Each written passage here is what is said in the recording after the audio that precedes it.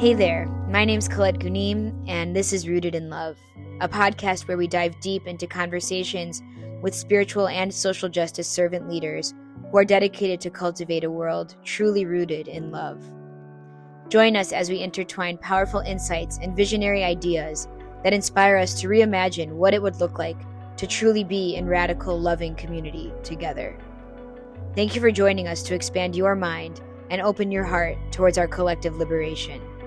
This is Rooted in Love.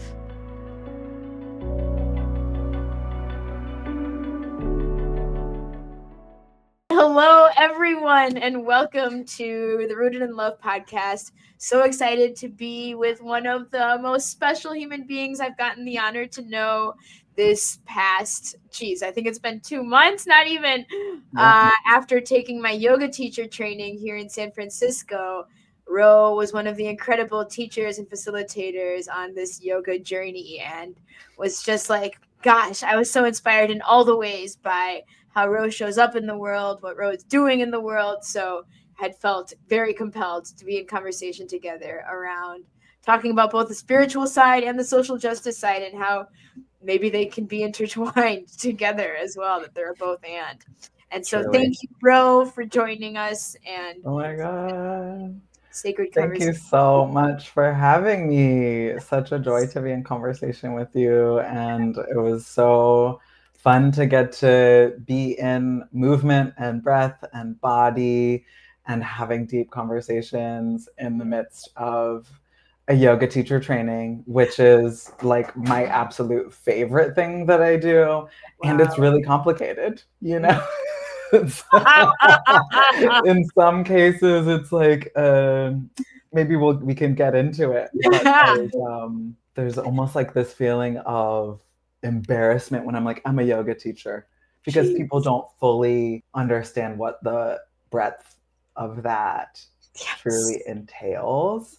And so, right, there's just the sort of initial westernized experience of it that people have. Before we go into that, I would love to just set the stage of this podcast being called Rooted in Love, and something that I think is very important for us to be rooted in love is to be rooted in truth together and in that space of truth. And so I would love, Ro, if you're open to sharing how you're showing up today and any kind of things that you're digesting today, processing through, or whatever highlight, however much you want to share, how you're showing up. I'm feeling well. I'm feeling settled in my body and in my space and in my breath today in a way that is not always true.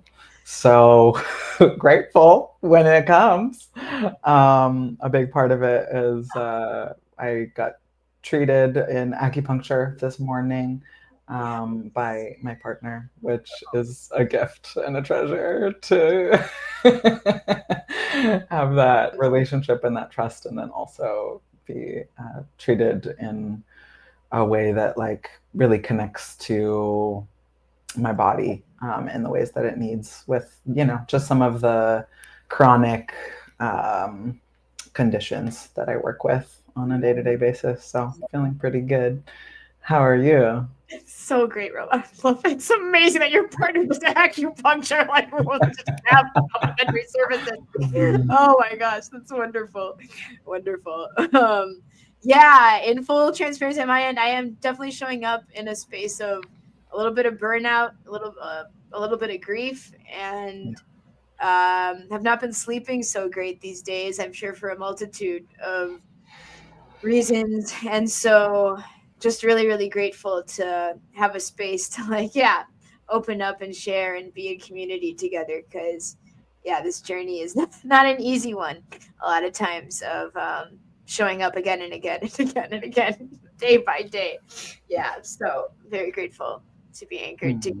I was mentioning before we began to be able to actually be in practice together for a little bit, and maybe doing a little bit of a grounding meditation just before we begin our conversation. If that's something that you'd be open to, for sure. Okay. Absolutely. Cool. All right. So maybe we can go ahead and just get settled into our space together. Just taking a few deep breaths as we settle in. Lowering the gaze,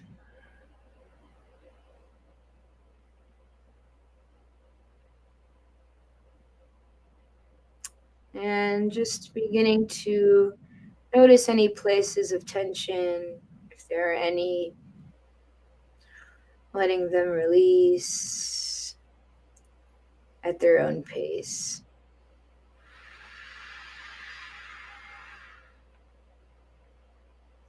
Starting a small body scan at the feet,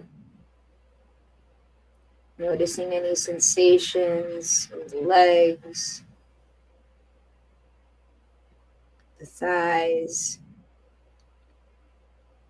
the hips,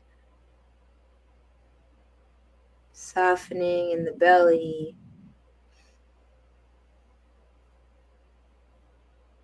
the chest area, noticing if there's any tightness or spaciousness, shoulders, arms, using the hands and fingers, traveling back up the neck, loosening the jaw, the facial muscles, and to the crown.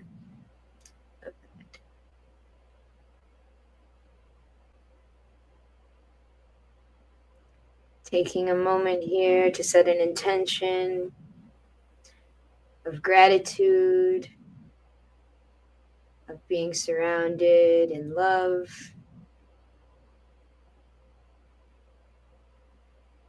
like a pouring light through that is always with us.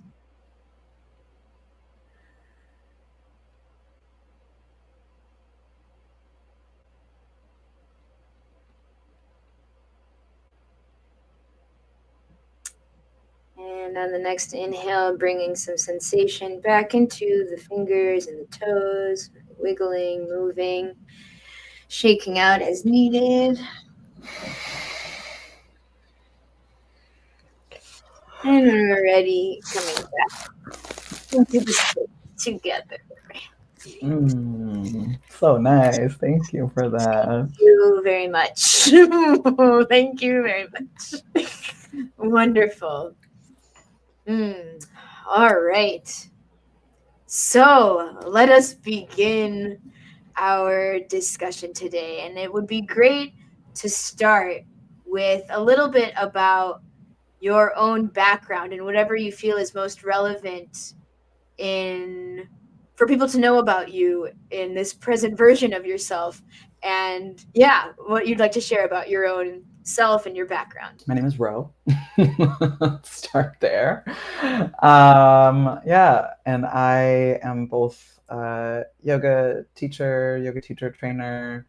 I do audio description, which is describing the visual elements of live performances for blind and visually impaired folks. And I also am an artist sometimes when I feel like it. I currently reside in Lenape land in Brooklyn, New York. And I've been teaching for about 12, almost 13 years, which is wild. My mom is white, 13 generations Cape Codders, which means, yep, you guessed it, Mayflower. So yeah, a little colonizer energy on one side. And then my dad is from Trinidad. And so I think that so much of my life has been sort of veiled in this feeling of complexity, holding complexity within my literal bones, in the marrow of it all. And I think I've held a long sort of question around what my responsibility is as a mixed race Black person, as a person who has a complicated history of colonizer and colonized on within one body. What is my responsibility to be a bridge across complexity, across challenge, across difference, and towards belonging, towards connection, towards a sense of amongness, but not in a simple way. And I think, I've gone down many different paths at different times, and some of them have been seeking tooth and nail towards the most simple answer, towards the easiest way. But that is just not me. And that is just not true for most people. And yeah, I think that has also come through my spiritual practice and my journey through becoming a yoga teacher. Well, first, my mom introduced me to yoga when I was a very young child. Shout out. Grateful for that. And then I, was sort of in and out weaving towards and away from it for many years. And it became a regular staple of my life at a time where there were other things that were very regular staples, mostly addiction to drugs and alcohol. And I was in the throes of an abusive relationship and really did not see anything other than the situation that I was in, and could not see a way out, wasn't even looking for a way out. And yet there was something that was pulling me through. And I had an experience in a yoga class that showed me myself. Sometimes I think, was it showing me sort of like the self that I am now?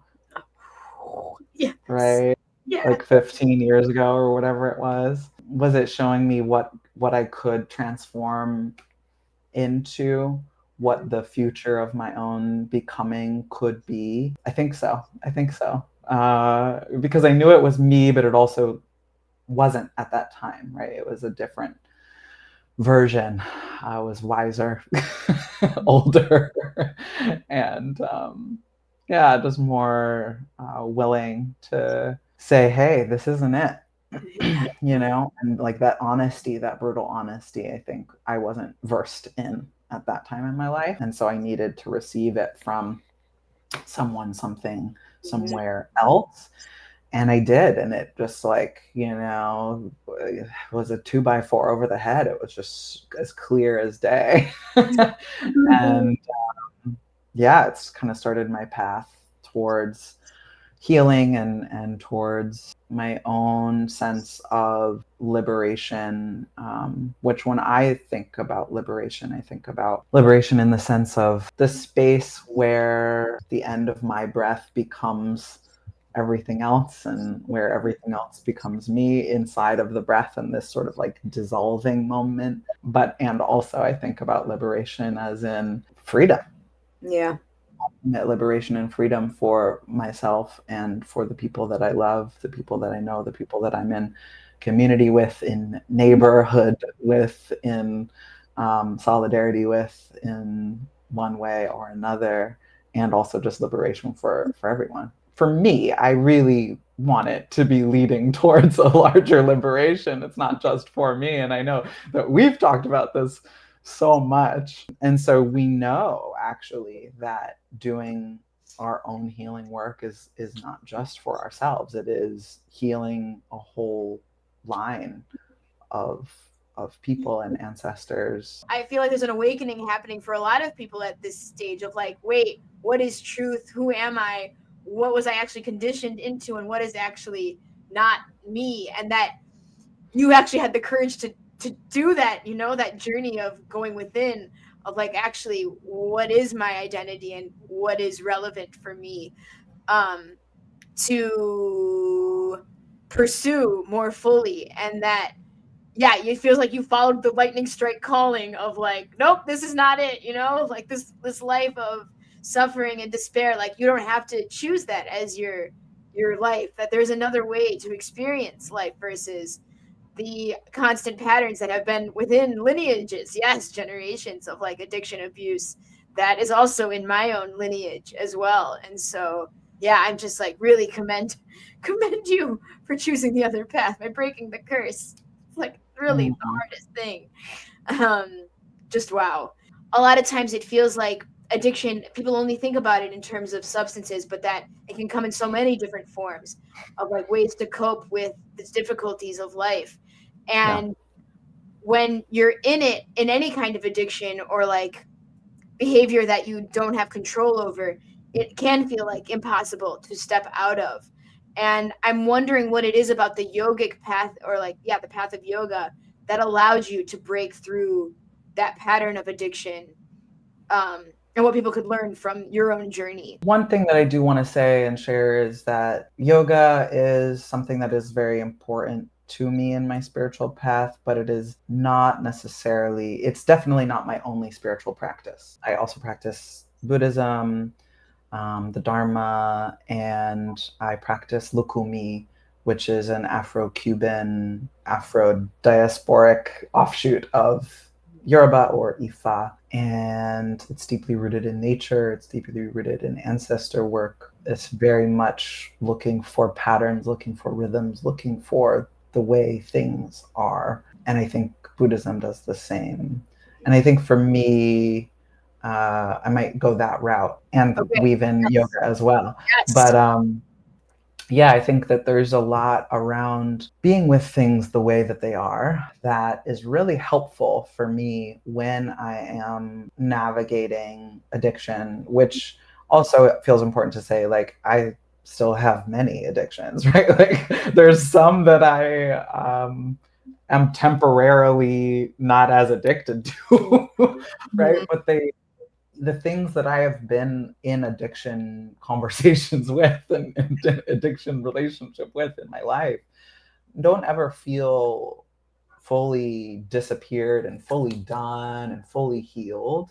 And I think that's true for most of the things in my own experience through healing. Of like, it's never done. Wow. It's a day-to-day reckoning. And then sometimes the timeline is longer. It's like, oh, I guess this year that's going to come up. But this quality of, can I be with what's here? Can I see myself a little bit more clearly without adding on the additional story, the additional narrative that makes me believe that I am an addict, that I am this way and I will only be this way and forever be this way.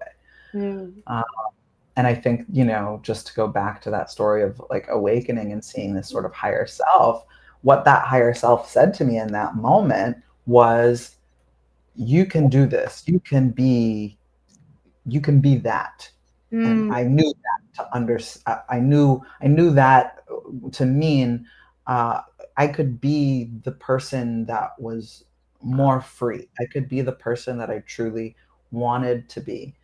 And I think for myself as a child, as a young one growing up in the world, this recently sort of came to light in my life. I had selective mutism. I was deeply afraid to speak. And that seems to be really connected to trauma and anxiety. You don't say. Like, wow, what a concept. Yes.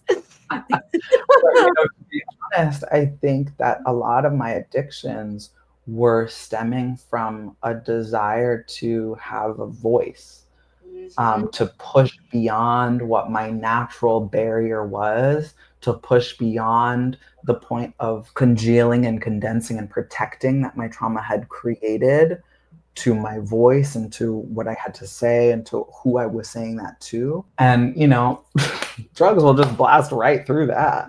Alcohol will blast right through that. And then you can say, I found a voice in there. And, that's why they call alcohol spirits, right? Like there's something, and there's somebody talking. I don't know if it was me, but you know what I mean? Like there was a channel that I found there, right? And it was joyful.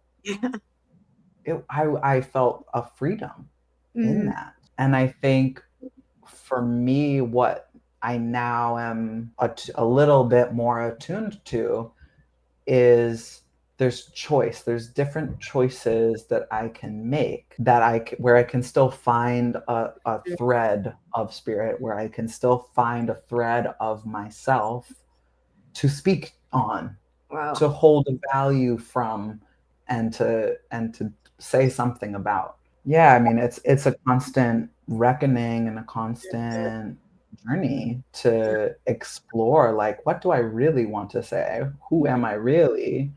And does that align with how I am out in the world? And being a yoga teacher was actually a fantastic method to practice. It was a space of practice for me, specifically teaching, right? Like, my practice was one thing, but then the practice of teaching yoga, it meant that people had to listen to me for an hour and not say anything. And I really feel like I found my voice. Wow. I really feel like I found my voice.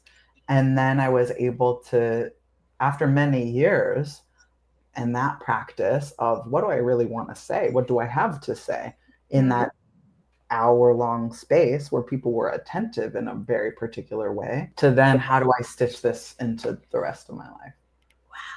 Wow.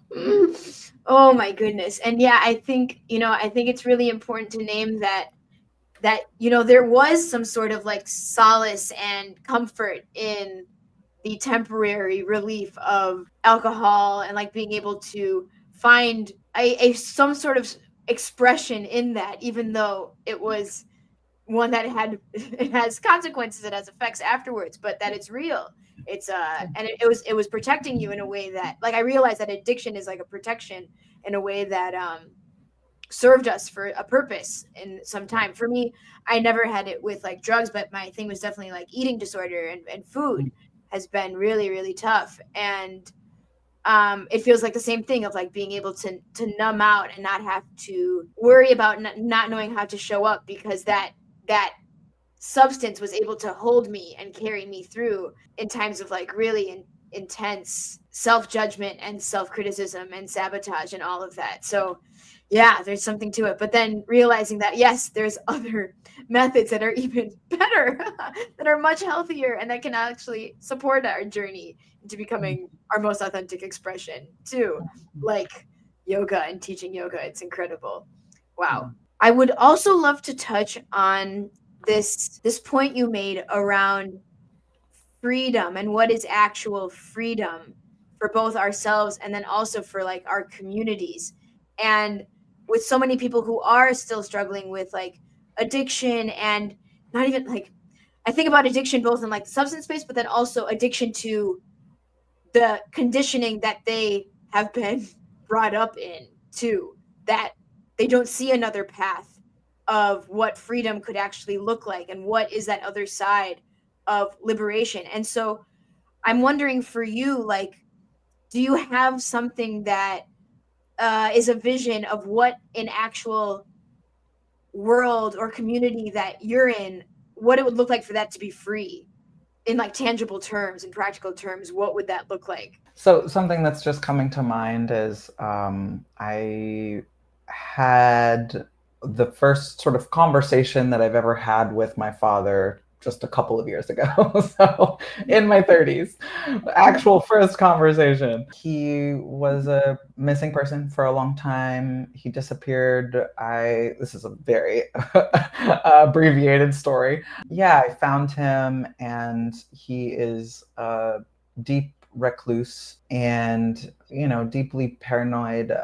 I would say addicted to his own experience of the world. Am in a state with him, compassion that I didn't know could have been possible in that relationship, right? Like, for so much of my life, I was like, but why? Where is he? Why did he do this? Why did he do this to me? Right? Like, what we do. And I am now at a place where I'm like, I know that I won't have a relationship to him unless I decide to. And I'm okay with that. Like, I'm okay with the fact that he's not coming towards me, but he also is wanting a relationship. He doesn't have the skills to come towards me in a way that would have us meet each other in a good way. And so I feel really willing to do that. And there's like a freedom in that. And like also going back to this feeling of, oh, this is just the way that it is.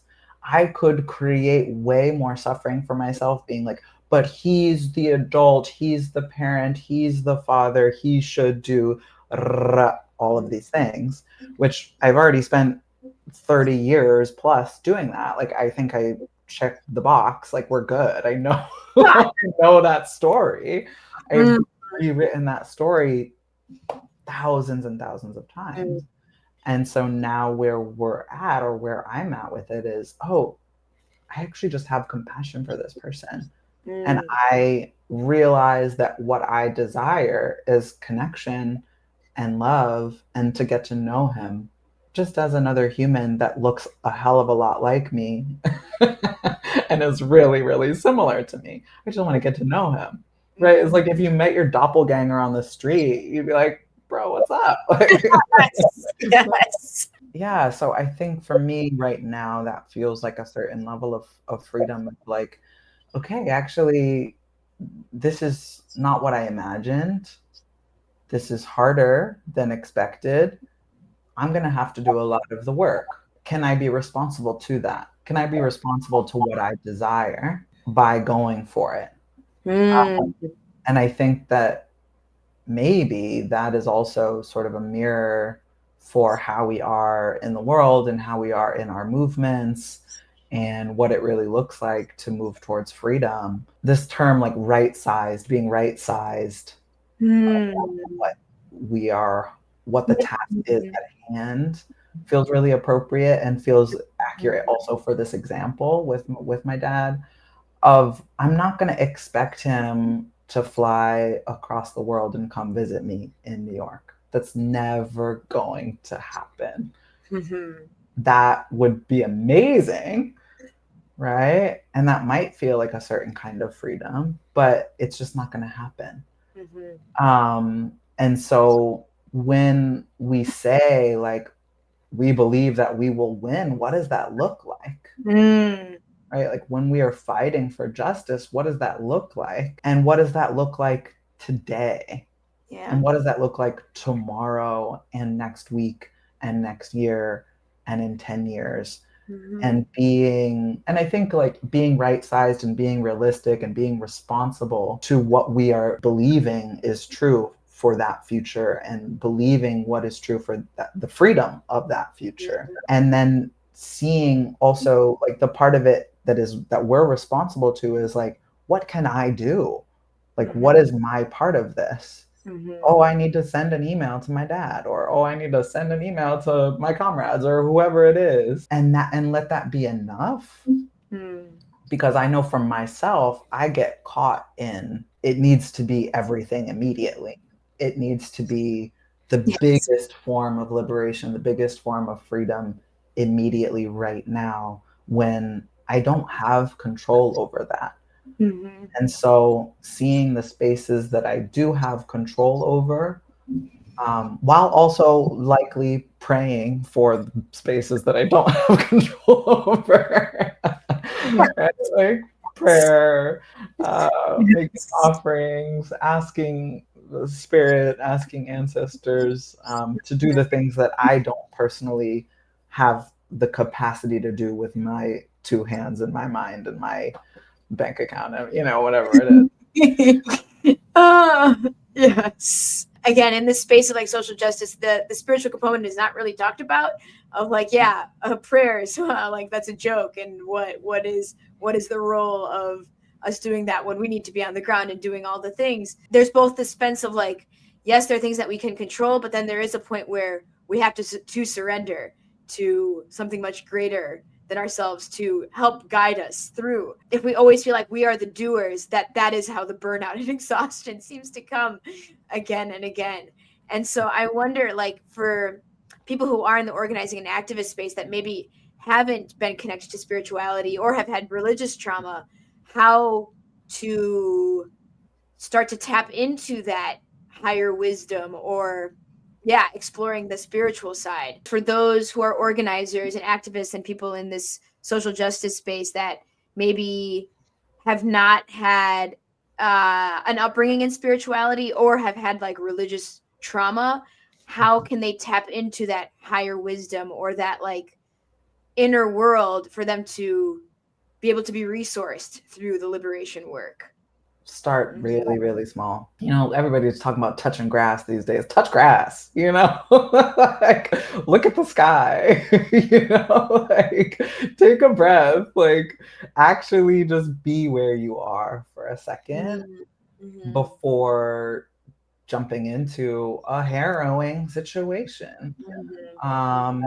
That might involve a lot of screaming, that might involve being really emboldened or impassioned about something.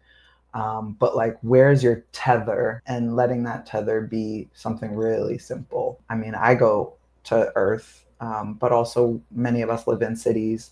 So what does that look like? Sometimes it's just really taking a drink of water and just really tasting it, really being there with it. And I think this connects also to the addiction piece as well. Like, I don't know many people who feel connected to spirit, spirituality, religion, who haven't had a really terrible experience in one way or another, a really traumatic experience, some kind of exile, some kind of disintegration of family or relationship, or, you know, something. Most people who call upon spirit have hit some kind of rock bottom. I at a point where I feel like there's nothing else. Let me see what else there is, you know?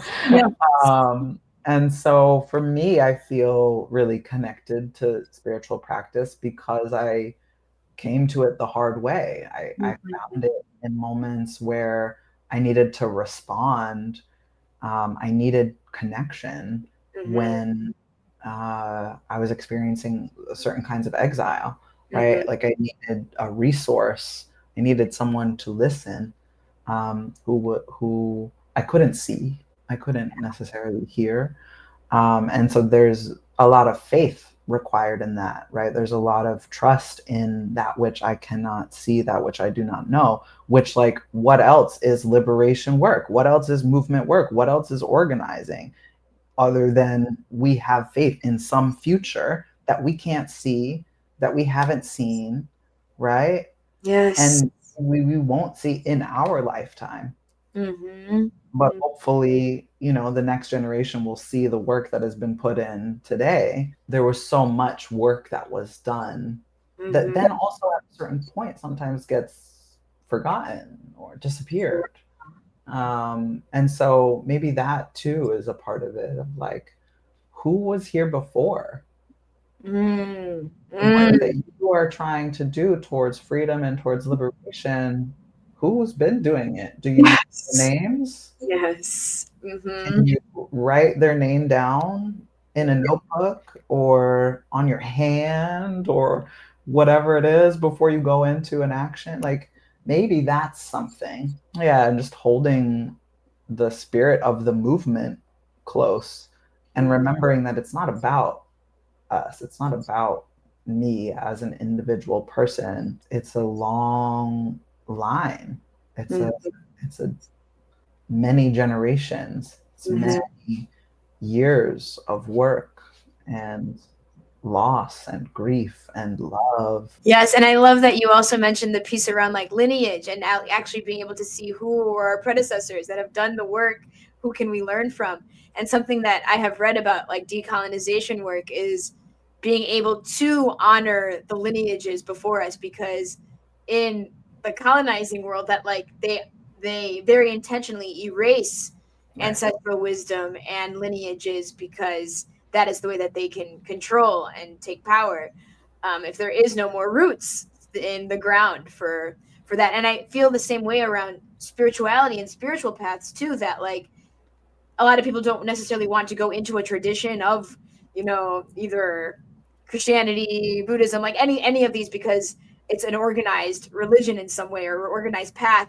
And yet I see so much wisdom in there and power in there. A lot of people who have been speaking or having received divine truth that we can learn from, and hopefully being able to do it in a way that is not extractive and like exploitative in ways that some of these spiritual paths have been used before. Okay, so I am thinking to pivot a little bit into spirituality, and if you're open to sharing a little bit more about your own conception of the divine and spirit, and what your experience has been like having it be a personal being versus a force and energy. Like, what is your belief system, whatever you're open to sharing about God or spirit, or yes, however it shows up for you. One thing that comes up for me is I really want to complicate my understanding of spirit and understanding of God, in the sense that I don't think that they are perfect, right? And I think that maybe that's where a lot of trauma comes from, is there is some idealized version of a god. The Orishas in the Lukumi lineage that I practice are all manifestations that take on both earthly and sort of demigod, human-esque forms. And they are tricksters, and they are lovers, and they cheat on their lovers, and they make mistakes, and they have addictions, and they lie, and they, but they also pave the way. They make things clear. They open up a path. They see things that we cannot see. They listen really, really deeply. And so it feels like, this combination of both very human and very real is helpful for me when it comes to understanding my own spirituality. I want to see behind the veil. I want to see the other side. I don't want things to just be sunshine and rainbows. And so it's really helpful, actually, that these gods that I work with are complicated. Oshun, who is the spirit of the river, and she holds a mirror. She's often draped in gold and shiny things, and she's also the vulture. For me, it's just such a powerful image to be so beautiful, so dazzling. This sort of divine movement of the river, everything is just flowing downstream.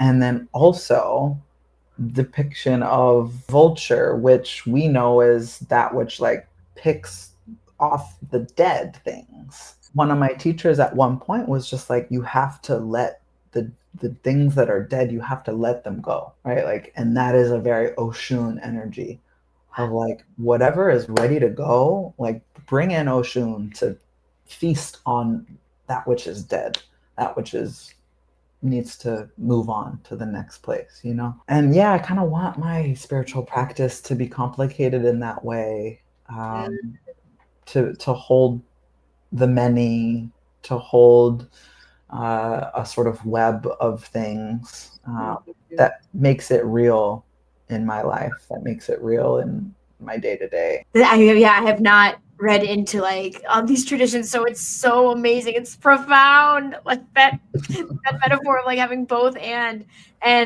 for me, I do believe in God. I believe in a creator, and that I believe in the whole idea of like that we are made in the image of God, that like that means that God has a personality, and that there are many different personalities that like we have many versions of, but that is like the absolute of whatever that is. And so there is that polarity and all of the like the trickster aspect and the possessiveness, all of these different things that we would think of as like negative traits, that they actually are there to teach us and are like actually very, very intelligent for the highest good of the world. I think I'm going to ask one more question, which is around staying rooted in love, as is the name of the podcast, and this idea of love and like the definition of love. And something that you mentioned was us being present with what is and having that acceptance of what is and right sizing.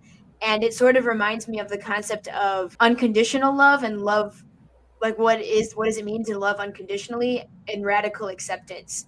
And wondering for you, what kind of practices allow you to stay in that space of being rooted in love in your spiritual practice and in that space of being with what is. I haven't always wanted feedback from other people.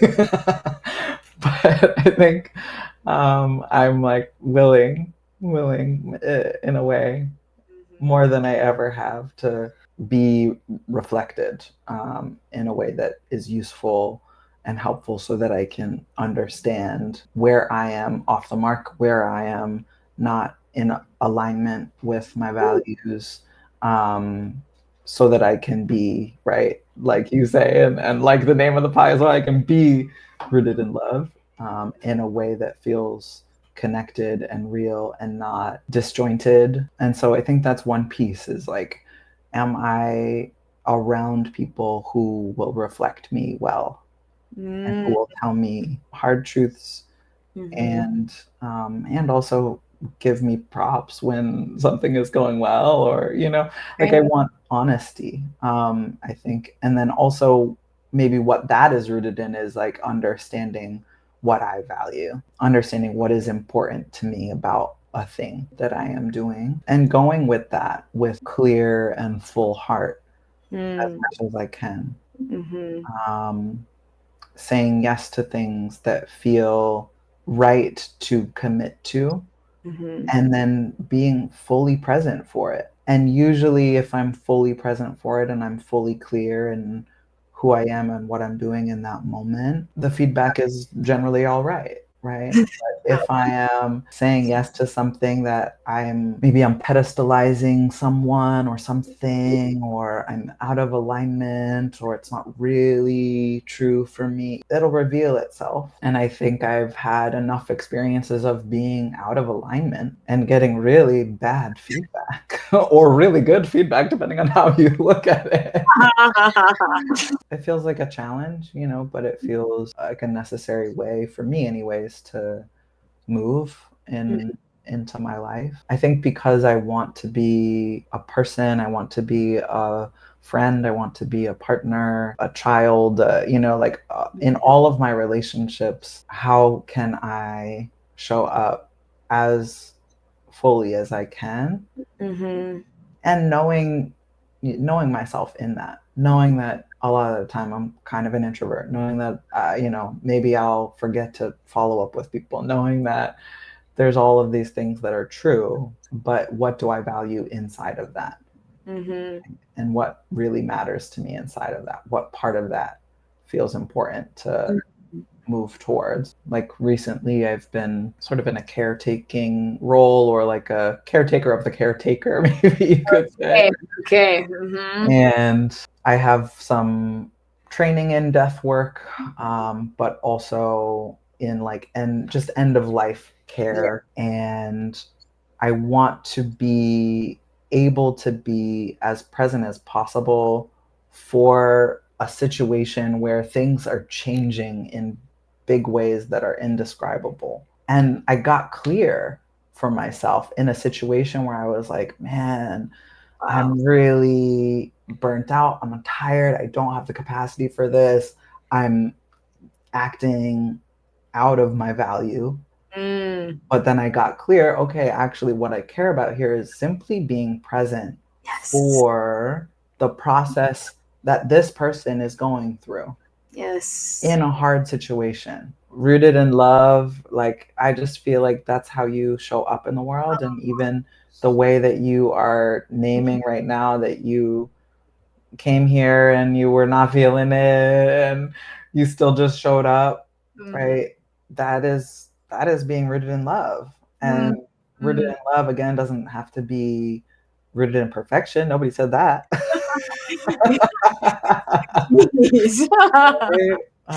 And so I'm just so grateful to know that you exist in the world and the work that you're doing in the world.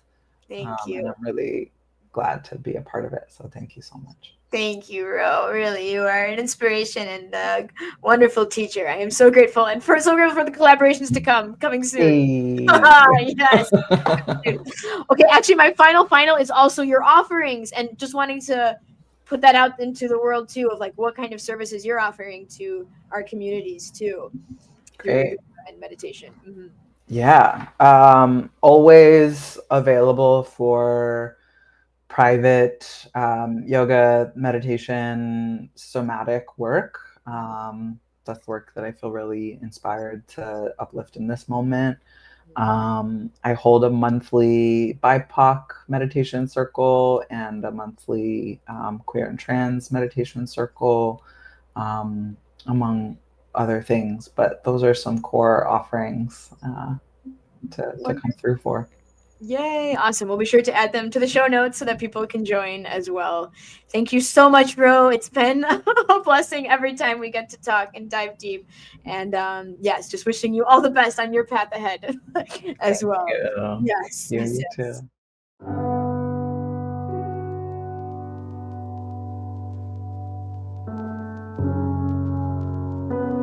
Thank you for tuning in to this episode of Rooted in Love featuring Ro Grace, a powerful changemaker and a force to bring about collective healing.